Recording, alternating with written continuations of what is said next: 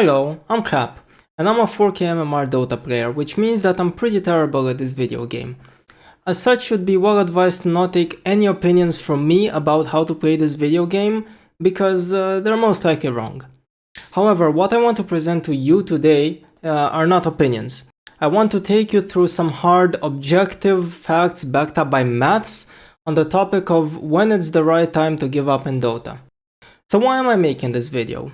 Well, a while ago I had a game with a close friend of mine in which after a rough start he destroyed his items and said it's not worth the time to play on, just let them end. And this got me thinking. We all know that this is usually frowned upon as toxic behavior, but did he actually have a point? Was your time actually better spent destroying the items and giving up rather than playing on a lost game? Well, we were both more or less math whizzes, aka nerds in high school, so I went ahead and did the maths. After showing him the results, he told me that this was eye-opening and that I should make a video about it. So here I am making a video about it, hoping to sort of open your eyes as well. The video will be structured into 4 chapters, so that if you want to skip ahead to any particular one, feel free to do so. You should see some timestamps below. Chapter 1, Mathematical Background, in which I'll be presenting the formulas that we will use, and you will see that it's nothing complicated. In fact, most of you watching probably already know these things. Chapter 2, Assumptions that we will make about the numerical values that we'll be using. Chapter 3, Computation. Here we'll actually plug in the numbers into the formulae and do the required computation to arrive at some results. And finally 4, Conclusions, where we'll be discussing the results we got and see what lessons we can learn. So, what kind of mathematics will we be using in this video? Well, it turns out we only really need one formula, and that is the formula for what's known as the expected value. In essence, this formula lets us know the average value that an event will yield given enough repetitions. So the formula is as follows. The expected value of some event space omega is just the sum for all outcomes of that event of the probability of that outcome times the value of that outcome. And this is the one formula that we're gonna be using. So let me just circle this. Alright, so this might look scary at first, but let's take a look at a concrete example to properly understand this and see that there's nothing complicated here. So let's say that you're playing a dice game. You roll one 6-sided die, and if you get a 6, then you win $10. Sounds good. But if you get anything else, you lose, let's say, $3. Alright, so my question is, if I play this game like a billion times, what's gonna be my average earning? So what this formula tells us is that to get the expected value, we have to get every single outcome and multiply its probability by its value. So for this right here, the probability is 1 in 6, because that's the probability to roll a 6 on a 6-sided die, and we win $10. But if we roll anything else, so that's a probability of 5 over 6, we lose $3, so we win minus $3. So all that's left here is to sort of add up the numbers. So this gives us 10 over 6 minus 15 over 6, which gives us minus 5 over 6. So what this means is that if we play this game many times, then on average, every run I will lose minus 5 over $6. So on average, I'll lose almost an entire dollar every time I play this game. So this is a game that you don't want to play. So armed with this knowledge and with this formula, we can move forward. I'm sure many of you have seen this before and have probably, used it multiple times, but just to make sure, we're gonna have it here. So let's move on to chapter 2, Assumptions. So the first assumption that we're going to make is not a numerical one, but rather about what you are trying to do. For the purposes of this video, we are going to assume that you are trying to climb the MMR in the most time efficient way possible. So the main thing that we're going to be tracking is MMR gained per minute. Alright, with that out of the way, the first thing that we need to know is the average game length.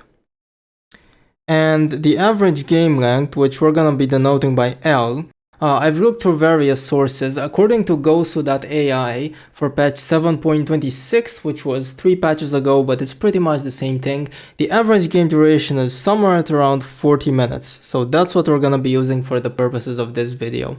Second value that we need to know is your average win rate.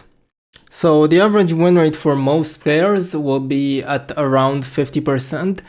If you're a good player, maybe you're 52, 53, but let's just assume that you're a fucking god tier player and your average win rate is 55%. So we'll go with the 0.55, which is again way above the average player, but let's just assume that you're very good at the game.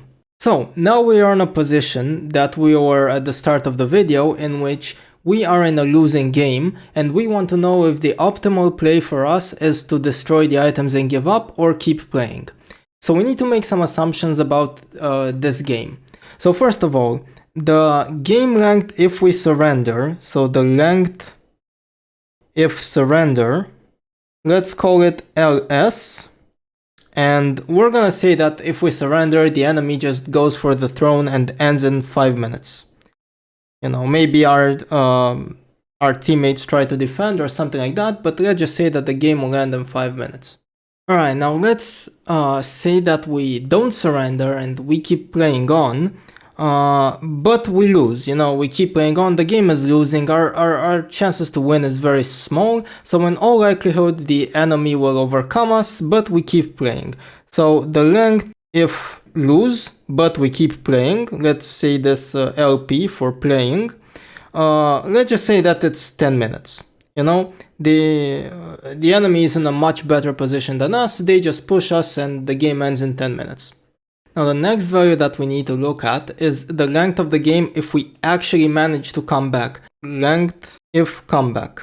So let's just say that we play on, we play fiercely, we try and somehow we turn the game and we play for, let's say, half an hour and we manage to turn the game somehow. And it takes us half an hour to do so.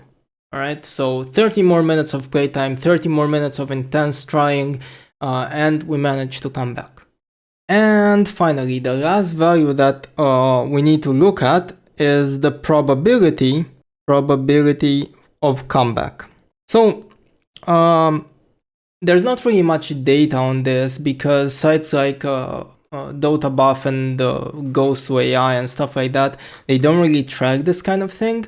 But from what I've seen from my own personal experiences, if you are 20k behind, then there is a 5% chance that you're gonna come back into the game. So if the net worth lead for the enemy team is 20k, then 1 in 20 games you actually manage to turn that 20k in your favor.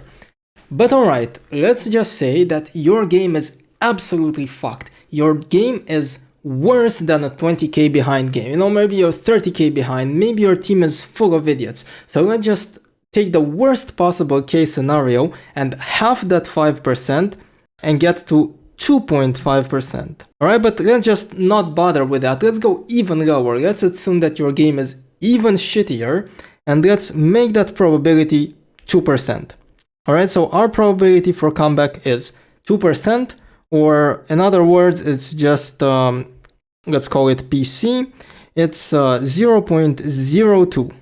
Alright, that's our chance for comeback. It's a shit game, man. It's a shit game. One important thing to note here is that this probability will never be 0 because, you know, the enemy might dive your fountain without buybacks, the enemy might disconnect, there might be an earthquake, an asteroid might hit the earth. No matter how unlikely, this probability is never going to be 0. So a 2% assumption for a really shit game seems about reasonable. So we're going to be taking a look at two different scenarios. You are in a shitty game in a losing position. First scenario is that you give up. So if you give up, well, then you lose. Alright, so you're going to be gaining minus 30 MMR. That's your MMR gain for this game. And how much time will you be spending? Well, you're going to be spending LS minutes. As previously discussed, this is 5 minutes in our assumption, but I'm going to leave it at LS minutes. So, if you want to plug in your own numbers, you can feel free to do that. So let's move on to the second scenario, and that is the one in which you keep playing and you try to win the game. So, scenario number 2, keep playing. Well, we're interested in two values here. The average MMR gain and the average time spent. And we can use this formula here to compute these two little things. So the expected MMR gain, well, what does this formula tell us? It tells us that we need to multiply the probability with the value and sum up all of these numbers. So the probability that we come back, this was, as a reminder, 2% in our case. We multiply this with the MMR gain in case we win, so that's 30. And then to this, we add the probability that we lose, so that's 100% minus the probability of comeback. So in our case, this term would be 98%. And what's the MMR gain in case we lose? Well, that's minus 30. So we can rearrange these terms a little bit, and we're going to end up with the formula PC times 60 minus 30. So that's the probability for comeback times 60 minus 30. For reference, for our PC of 0.02, that would be equal to minus 28.8 MMR. So, instead of losing 30 MMR, we lose minus 28.8 MMR. But again, I'm going to leave this in terms of letters, so that you can substitute your own letters and get your own values if you so desire. So now that we know how much MMR we would gain on average, or how much MMR we would lose on average, it's time to compute the average time that the game would take to end if we keep playing. And again, we use the same formula. The probability for comeback times the time that the game would take to end if we come back, which we denoted by LC. And to this, we add the reverse of the probability to come back times the time it would take the game to end if we keep playing but we still lose, which we denoted by LP. For our values that we've chosen, this ends up being 10.4 minutes. So let's compare the two scenarios now. So if you keep playing, what happens? Well, you will have lost 28.8 MMR instead of the full 30. So you will gain 1.2 MMR, which, is not great. And you have spent 10.4 minutes instead of LS minutes, which was 5. So you have spent 10.4 minus 5, that's 5.4 extra minutes. So you have gained 1.2 MMR in 5.4 minutes. So that means that you will have gained about 0.22 MMR per minute. So right, 0.22 MMR per minute seems horrible, right? Surely it's not worth your time to play for just 0.22 MMR per minute. What is this? But outside of this game, how much MMR do you gain per minute in general? How much MMR do you gain per game? That's very easy to calculate with this formula right here. Again, we can say that the average MMR per game that you gain is your probability to win times 30 plus 1 minus your probability to win times 30, times minus 30, that is. And this ends up being, as before, W times 60 minus 30. So we assume that you are a god player and your win rate is 0.55. So this ends up being 3 MMR for a win rate of 55%.